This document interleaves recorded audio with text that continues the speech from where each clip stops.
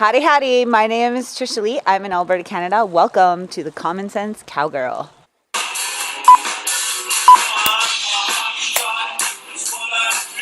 I found this story and I wanted you guys to check it out because I see a vast difference when it comes to news reporting as compared to anywhere in North America. So take a look at this story.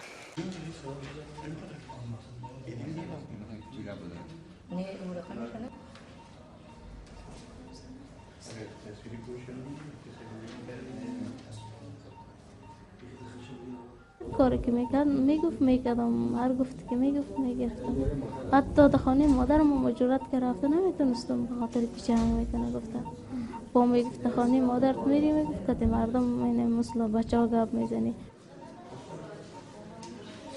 خونریزی که از ساعت 3 شب تا ساعت 9:30 صبح به وقوع چه مقدار خون ضایع کرده و چی حالات می داشته باشه، هم از نظر خونریزی، هم از نظر شاک ناشی از درد به وجود آمده، از نظر امتحاناتی که در نهایت نزدیک نسل دماغ یا مداخله میکنه، واقعا برش تهدید کننده. So did you see what's different about it? Did you see what's missing out of the story? In North America, how would this story be different? Let's just take a closer look at this story here. So we've all heard of Lorena Bobbitt. So this whole idea of ears being cut off, I suppose that could potentially happen here in North America. She's talking about how her husband was jealous of her talking to other boys. And definitely we see that in cases of domestic violence in North America. These abusive men tend to be very jealous and possessive. And then she talks about being afraid to visit with her mother. And so definitely here, when we have domestic violence, there's an isolation that occurs. Abusers try to isolate women from their family. And then here the doctor describes that this woman almost lost her life over this. And yet, where is law enforcement? So in this story, there is nobody coming up to say we're investigating, charges have been laid, we have someone in custody, we're looking for someone to put charges on. Nothing about that is mentioned at all. So I think that this news story here is a perfect illustration of the culture war going on, and basically it's like a clash of civilizations where in the West we have these morals and principles, and definitely we want to share that with the rest of the world. We have to be careful about the type of people that we bring into our melting pot and attempt to assimilate into our culture. This story here hits a little bit too close to home for me. Yesterday, one of Justin Trudeau's Syrian refugees, a 39-year-old Muslim man named Soliman Haj Soliman, has been charged with 6 counts of sexual assault and 6 counts of sexual interference for allegedly molesting teenage girls at the West Edmonton Mall water park. I've been to that water park. It's amazing. It's a civic institution. It's totally fun. It's really a modern wonder of the world. So this happened at the water park. My 10-year-old son is obsessed with the West Edmonton Mall World Water Park. We've gone there every year for his birthday for like 3 or 4 years in a row, and he just loves it. Let me tell you some more about the accused, Soliman Haj Soliman. He's a model refugee, part of the Liberal propaganda campaign to tell us how wonderful these folks are. He was interviewed through a translator, I presume. Here he is in Alberta Views magazine. Although we would love to go back, we know we can't. We came for the children so that they would have a future. Our sponsoring group in Edmonton makes the transition easier. It's nice here. While Lebanon to Syria is a short trip, we feel more at home in Alberta than we did in Lebanon. Yeah, buddy, I think you're maybe feeling a little bit too at home, and that's the problem. And that whole coming for the children thing, that reads a little bit creepier after your charges yesterday. But even in what he said there, Soliman says he was brought in from Lebanon. So not from Syria. Why was he even brought here if he was already in a safe second country? Lebanon is not in a civil war. This is what Beirut looks like. Normally, I would be thinking, oh, well, thank goodness I don't have to worry about this stuff because I have boys, not little girls that will get molested. But then I looked at these stories. The rather sad irony that the very war being fought to liberate Afghans from abuse under the Taliban fueled the abuse of Afghan boys. But like I said, that's something that I've personally seen and been aware of, and it's disgusting. The huge rape culture in Afghanistan. Afghanistan has the most pedophilia per capita in all of Asia. It's out of control. And a lot of this is caused by misinterpretation of the Quran and the way a lot of the Muslims believe that women should be completely clothed. You can only see their eyes. Bachabazis. And you'll hear the times that I was in Afghanistan, you would hear some of the soldiers look at some of our guys, and the younger ones who are probably like 18 or 19 with blonde hair, they would call them cheskas, which means basically like pretty boy. And it's kind of a scary situation when you're in the middle of Afghanistan and there's not that many people around you, and you're highly outnumbered by the Afghan population, and these guys are looking at you calling you Cheska. Just know that there was a few of my guys that didn't sleep too good at night knowing that they were being eyeballed. So what's really disgusting about this is that a lot of places the punishment is death for being homosexual, and yet this kind of behavior is allowed. Seems pretty messed up to me. Swimming pools across Western Europe have basically been turned into no-go zones for Western women. Mass gropings, sexual assaults, even rapes, not just of women, of boys too. Here's an example. A Muslim refugee raped a 10-year-old boy in Austria and was convicted, but then a higher court acquitted him. You see, the 20-year-old Iraqi refugee rapist said he had a sexual emergency. It would be racist to convict him, so the Austrian higher court set the rapist free. I wonder if Justin Trudeau would approve of that. Swimming pools across Europe now have posters and brochures like these, so absurd, telling Muslim migrants, don't sexually assault women, guys. Hey, guys, don't sexually assault women. Don't rape them. Don't grope them. Don't hit them. Don't tear off their clothing. Okay, we showed you in a cartoon. Don't do it. We put political correctness for Islam ahead of freedom for women. Hey, feminism, you had a good run. From what, about, I guess, the suffragette movement, and then the 60s sexual revolution to, I don't know, maybe it'll last until 2020. It's pretty much over, isn't it? I mean, the official poster for the Women's March against Donald Trump was this: a woman in a hijab.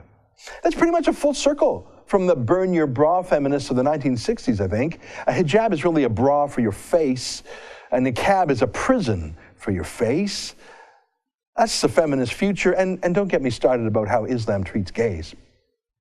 So how was this serial sexual assault in Edmonton treated in the Edmonton media? Do you even need to ask?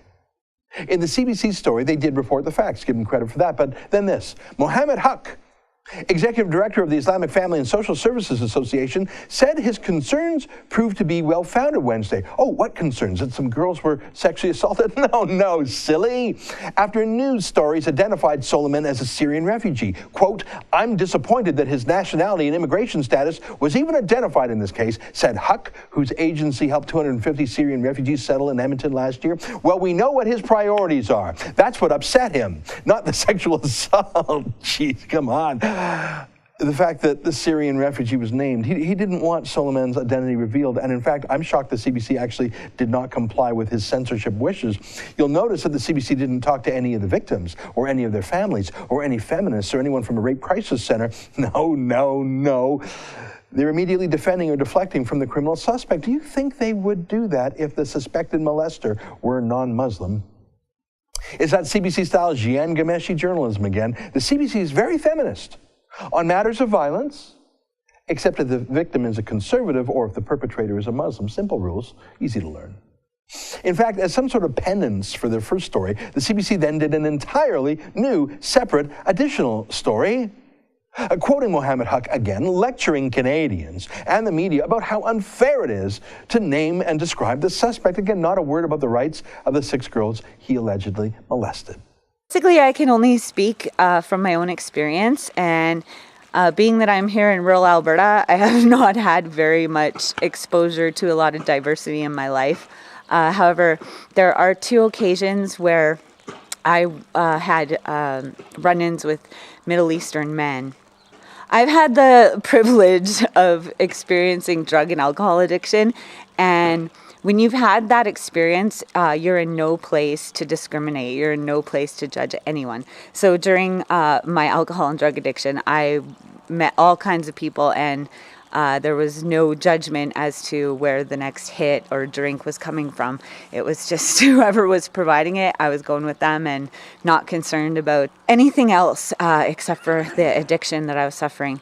And there were 2 times that I had run-ins with Middle Eastern men. Only 2, so this is all the experience that I've been exposed to. And one happened in Edmonton and one happened in Calgary. So the first occasion was a guy in Edmonton who asked me out on a date. He had like a turban and everything, and I was like, well, okay. I'm really open-minded. And so I thought, okay, well, he's going to buy me dinner. That's awesome. So I went out on a date with this guy, and then afterwards he pulled over the car like by a park and basically tried to force a kiss upon me. And I wasn't really having any of that. And so he basically was like, well, I bought you dinner, so you kind of owe me sex now. And I was like, no, that's not how it works. If we get to know each other, that could potentially happen. But after a first date, that's not my style. That's not happening.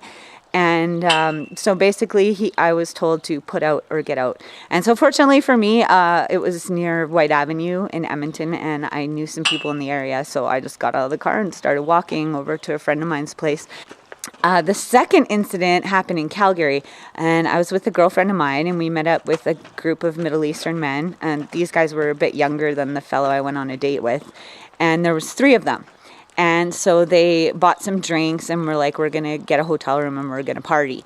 And so we went to this hotel, and my girlfriend and one of the gentlemen got out of the car and went in to book a room. And the other 2 guys in the car with me started driving away from the hotel. And I was like, wait a minute, no, we're not leaving my friend here. And they were like, oh, we just got to go to the store. And so they ended up driving out onto the freeway and onto a service road. And basically, once again, I was told to put out or get out. And I just got out, and I'm not as familiar with Calgary as a city, so I had no idea where I was. I started walking down the freeway, and as luck would have it, well, there was this car that pulled up in front of me, and as I started walking towards it, I realized it's a Corvette. It's like my favorite car. And as I got closer, there was a gentleman there, and he had his hood up, and I was like, oh, okay, this guy's not picking me up. He's having some kind of car trouble or whatever. And as I got closer to the car, he started talking to me, and he was a Caucasian guy, and then he basically told me that he was concerned about who I was walking towards the car, and he wasn't sure if whether I was somebody dangerous or not. And so once he realized I wasn't dangerous, he offered me a ride, and then I actually asked him to drive around and look for this hotel where my friend was, and I wasn't able to find it. I didn't know where it was. And so this guy actually ended up telling me, like, I'm a married guy, so there's not going to be any funny business, but my wife is anti-drugs, and I got a whole bunch of drugs in a hotel room. Do you want to come and get high? And it was like, really, for at the time, I was like, this is awesome. And ended up meeting up with my friend and the next day, and she was pissed at me. She was like, you ditched me. And I guess these 3 Middle Eastern men pretty much spent the whole night trying to grope her and molest her, and she ended up like having to threaten them with a coat hanger. And I can't remember exactly what her experience was, but I know she was upset. So there's one other time that I was told to put out or get out, and that was by a white guy. So, but basically in my experience, considering how many more Caucasian men I dealt with during my party period as compared to Middle Eastern men, it's like didn't bode well for them. And actually, I never really associated with anyone Middle Eastern since then, because I guess it kind of turned me off, and I'm out here where there's not that many people in the first place. And they think Western women are dirty prostitutes who deserve it. That's what happened to this woman here. That's CBS's Lara Logan, who made the mistake of going to Cairo's Tahrir Square and not covering up. So the Muslim mob there thought she was obviously a prostitute. So they mobbed her and raped her. What irony that same woman, Lara Logan of CBS, later interviewed Justin Trudeau about the risks of him importing Islam in its most unvarnished form to Canada. Here's how that went. Would you be just as comfortable if there was a terrorist attack carried out by someone who came through as a refugee? Ultimately, being open and respectful towards each other is much more powerful as a way to diffuse hatred and anger than layering on big walls and oppressive policies. Now, this was not a terrorist attack at the West Edmonton Mall, obviously, even though I'm sure those teenage girls were terrorized. What I think the moral of this story is I've been raped on occasion. At one time, I was administered the date rape drug, so I can't really say who assaulted me or anything like that, but I did go to the police. I was all beat up, and they did do like a rape test or whatever, and it did come back positive that I had been sexually assaulted, and I have no idea by who. The last thing I remember was being in a crowded bar with some friends of mine, and after that I don't know what happened. And so until I woke up all beat up by the river. The only time I can actually remember being sexually assaulted was by my Caucasian boyfriend, who's actually the father of my oldest child, and he sexually assaulted me in a date rape scenario on several occasions. And so basically, common sense tells me that the only time that I can remember being sexually assaulted was by a Caucasian man who was born in Canada, basically tells me that we have enough bad guys here in Canada as it is. And I think we should be really, really cautious and careful about bringing in more potentially bad men from more places where they hold completely different ideals than us. And so basically now in Canada, they've brought forth this thing where they want to denounce Islamophobia, which I think it's ridiculous to have racism or discrimination against anybody. However, with the advent of this whole Islamophobia concept, it's really just, I think, a politically correct construct designed to make it so that we can't question the bad ideas that some of these other countries have as far as their governments and their rules and laws go, especially when it comes to women and homosexuality. Parliament is unanimously agreeing to an anti-Islamophobia motion right now. I think it's up for a vote next week. This motion seeks to eliminate any Islamophobia, that is, any dissent, any criticism, any fear of Islam. It says here in March of 2014, the U.S. State Department acknowledged the centuries-old practice had become a problem, yet that followed the Obama administration issuing a new Army manual telling troops not to judge Afghan social customs, such as the practice of bacha bazi. And let's go back to the Judicial Watch report of December 11, 2012. New Army manual orders soldiers not to criticize Taliban. Now, this is a strong indicator that the Obama administration's crusade to appease Islam has gone too far. The draft leaked to the newspaper offers a list of taboo conversation topics that soldiers should avoid, including making derogatory comments about the Taliban, advocating women's rights, any criticism of pedophilia, directing any criticism towards Afghans, mentioning homosexuality and homosexual conduct, or anything related to Islam. And on top of that, we're going to go into Afghanistan and we're going to protect opium fields, and we're going to allow the opium growth to continue to explode. Remember this story? This guy, Wijdan Yasir, he's a Muslim migrant too, in Alberta too, arrested last year, charged with sexually assaulting women and girls at a Lethbridge hotel swimming pool. Oh, they love swimming pools. He was supposed to show up in court a couple of weeks ago. He just skipped it. He's out on $1,000 bail. That's it. Sexually molesting 3 people, $1,000 bail? Hey, do you think we'll ever find him again? Now, I'm not a particularly feminist guy, but being against the sexual assault of women and girls isn't feminism. It's about crime and the rule of law. So anyway, I'll leave it at that. Thank you so much for watching. Go out there and have an amazing day. And before I go, I want everybody to know that I'm a firm believer that in this life, absolutely anybody can be, do, and have anything they want, or we can have everything we want. And I choose everything, and I hope you will too, because you can. So ask me how. Go out there and have an amazing day. And if I don't see you in the future, I'll see you out here in the pasture. Thanks for watching. Bye, y'all.